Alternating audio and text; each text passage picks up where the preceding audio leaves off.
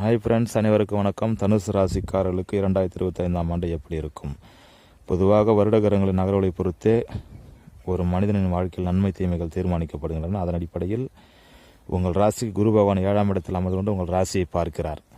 எப்படிப்பட்ட பிரச்சனைகளுக்கும் தீர்வு காண முடியும்.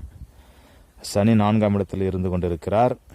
சனி 4ஆம் இடத்தில் இருந்து கொண்டு சுகஸ்தானத்தில் அமர்ந்து கொண்டு சில சின்ன சின்ன சங்கடங்களை தருவார். எனினும் அனைத்து முயற்சிகளும் வெற்றி பெறும். ஏனென்றால் பாவகரங்கள் கேந்திர ஸ்தானத்தில் இருப்பது மிகவும் நல்லது. அதற்கு அடுத்தபடியாக ராகு பகவான் 3ஆம் இடத்தில் இருக்கிறார். 3ஆம் இடத்தில் இருக்கும் ராகு உங்களுடைய அனைத்து விதமான முயற்சிகளையும் வெற்றி பெறச் செய்வார்.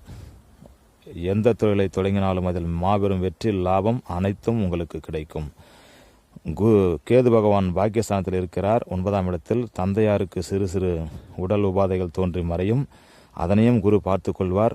உங்களுக்கு மன மகிழ்ச்சி உண்டாகும். எடுத்த காரியம் வெற்றி பெறும். குடும்பத்தில் சந்தோஷம் நிலவும். அனைத்து விதமான சங்கடங்களையும் குரு பகவான் தீர்ப்பார். எனவே 2025ஆம் ஆண்டு உங்களுக்கு ஒரு பொற்காலமாக நிகழும். நன்றி, வணக்கம்.